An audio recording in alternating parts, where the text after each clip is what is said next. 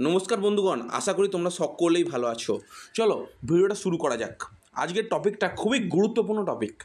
কোন কোন ছাত্রছাত্রী পুরোপুরি টাকা পাবে না, কোন কোন ছাত্রছাত্রী টাকা পাবে, কোন কোন ছাত্রছাত্রীর সমস্যা হচ্ছে, বর্ধমান ইউনিভার্সিটি, ক্যালকাটা ইউনিভার্সিটি, প্রত্যেকটা ইউনিভার্সিটির স্টুডেন্টরা কি সম্পূর্ণরূপে টাকা বন্ধ হয়ে যাবে, টাকা পাবে না?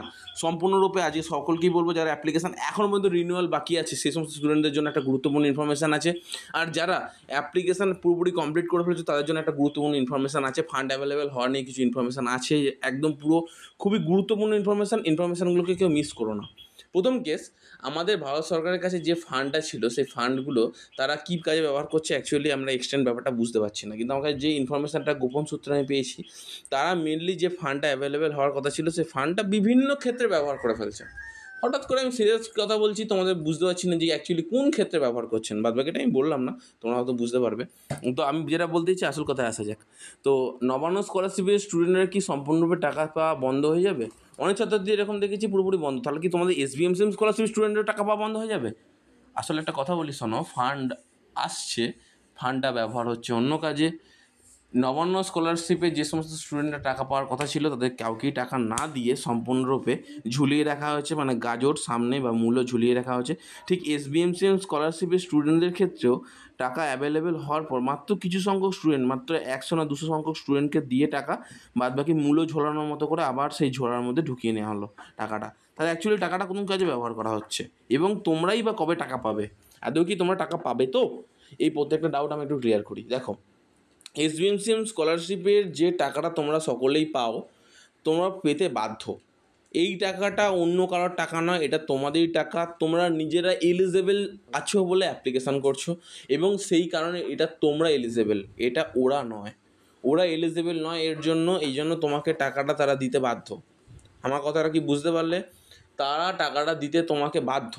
এবার এই জায়গায় দাঁড় করিয়ে একটা গুরুত্বপূর্ণ ইনফরমেশান তোমাকে বুঝতে হবে, যে টাকাটা তোমরা অ্যাকচুয়ালি কোন ডেটে পাচ্ছ।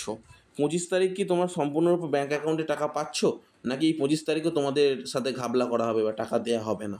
এই বিষয় নিয়ে আমি ফুল ডিসকাস করছি। দেখো, এসবিএমসিএম স্কলারশিপ হেল্পলাইন নাম্বারে যখন তোমরা ফোন করবে তারা বলবে ওয়েট করো, ফান্ড অ্যাভেলেবেল নেই। বাট ভেতরকার খবর বলি, ফান্ড অ্যাভেলেবেল আছে এবং সব কিছু ঠিকঠাক, বাট টাকা দেওয়া হচ্ছে না। প্রথম কেস, কারণ টাকা আটকে দেওয়া হচ্ছে। কারণ কত জায়গায় টাকা দেবে? 5 থেকে 7টা জায়গায় টাকা দেওয়া বাকি আছে। যে সমস্ত সিভিক ভলেন্টিয়াররা আছে বা যে সমস্ত নবান্ন যে সমস্ত কাজেরা করে, যারা হচ্ছে ধরো পুলিশ অফিসার থেকে শুরু করে, তাদের বেশিরভাগের ডিএ বা অন্যান্য কিছু সব কিছু বন্ধ হয়ে আছে। প্রথম কেস। সেকেন্ড ব্যাপারটা হচ্ছে সম্পূর্ণ সবাইকে টাকা দেওয়া বন্ধ আছে। তাহলে এই মুহূর্তে কি এসবিএমসিএম স্কলারশিপের ছাত্রছাত্রীদেরও কি এরকম একই অবস্থা হবে যে টাকা দেওয়া বন্ধ থাকবে? এমনকি তোমার বিকাশ ভবনে কদিন ধরে তোমার এই চলছিল, অলরেডি একটা ঝামেলা বা বলতে পারো একটা এরকম চলছে। তো এই জায়গা থেকে দাঁড় করিয়ে তোমরা কি কেউই টাকা পাবে না? ধরো এরকম দেখা গেলো যে এসবিএমসিএম স্কলারশিপের কেউ টাকা পেলো না, তো তখন কী হবে? এই ব্যাপারগুলো নিয়ে ভালোভাবে বুঝে নাও। প্রথম ব্যাপারটা, এসবিএমসিএম স্কলারশিপের প্রত্যেকটা ছাত্রছাত্রীকে টাকা দিতে তারা বাধ্য, কারণ তো সকলের ভোটার অধিকার আছে। তাহলে তারা ভোট পাবে না, এটা তাদের রাজনৈতিক ফায়দা আছে এই জায়গা থেকে দাঁড় করিয়ে। তো আমি তোমাদের একটা কথাই বলবো, তোমাদের অ্যাপ্লিকেশান কি প্রত্যেকটা সব ঠিকঠাক আছে?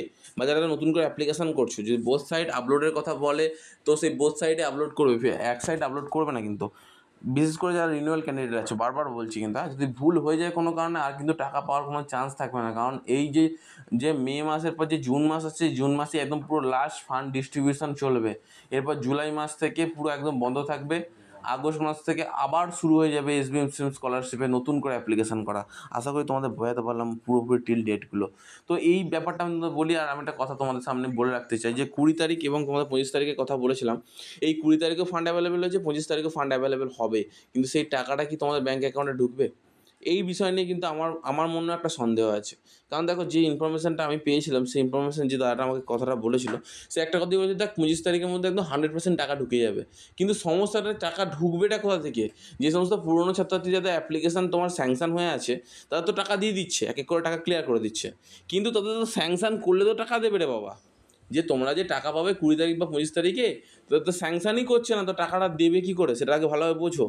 তোমরা সকলেই আমাকে দোষ দিচ্ছ, কিন্তু আরে বাবা, ফান্ডে টাকা আসলে যে তোমাদের অ্যাপ্লিকেশান তো অ্যাপ্রুভ করছে না, তো সেই জায়গা থেকে না আগে ফার্স্টে অ্যাপ্রুভ থেকে স্যাংশন করো, তারপর তো টাকা নিয়ে চিন্তাভাবনা করবে। আগে তো এইটাই হলো না, তারপর তোমাদের টাকা নিয়ে চিন্তাভাবনা করছো তোমরা। আমি আশা করি ব্যাপারটা তুমি বুঝতে পারলে তোমার সেই কমেন্ট বক্সে জানাও। আর তোমাদের অ্যাপ্লিকেশন আইডিগুলো যারা আমাকে দিয়েছিলে তাদের উদ্দেশ্যে একটা কথাই বলি, যারা অ্যাপ্লিকেশন আইডি প্রত্যেকের সব কিছু ঠিকঠাক আছে, একদম ফুল অ্যান্ড কারেক্ট আছে। আমি সকালকে একটা কথা বলবো, কোনো সমস্যা নেই। কিন্তু কিছু কিছু ছাত্রছাত্রীদের বলে রাখতে চাই যে তোমরা চেষ্টা করবে প্রত্যেকটা বিষয় ঠিকঠাক রাখা, নামের বানান ভুল করা। দেখো আমার তো পুরোপুরি অতটা চেক করা সম্ভব হয় না, আমি ডকুমেন্টগুলো চেক করে নিই। অ্যাপ্লিকেশনটা মোটামুটি দেখো পার্সেন্টেজটা যদি তুমি বলো বা পার্সেন্টেজটা দাও, মোটামুটি চেক করে অতটা সময় হয় না সত্যি কথা বলতে। কারণ 506 প্রায় কম করে 2000 জন ছাত্রছাত্রী আমাকে মেল করেছে, 2000 জন ছাত্রছাত্রী আমাকে মেল করেছে। আমার পক্ষে এত পসিবল হয় না, এমনকি ডেস্কটপ ল্যাপটপে খুলেও না এত পসিবল হয় না সত্যি কথা বলতে। I am sorry for that. কিন্তু চেষ্টা করি যখন আমাকে কেউ মেসেজ করে বা করে, তখন আমি তাদের চেক করার চেষ্টা করি এবং এসবিএম সিম পোর্টালে সেটা ফরওয়ার্ড করে দেওয়ার চেষ্টা করি যে এই আইডিটা কেন এরকম হচ্ছে, প্রবলেমটা। সেই দাদাটা আমাকে হেল্প করে, আমাকে বলে যে এই ব্যাপার, এই প্রবলেম, তো এই কারণে হচ্ছে না। তারপরে তোমরা ব্যাপারটা বোঝাতে পারলাম যে এক্সটেন্ড প্রবলেমটা কী হচ্ছে।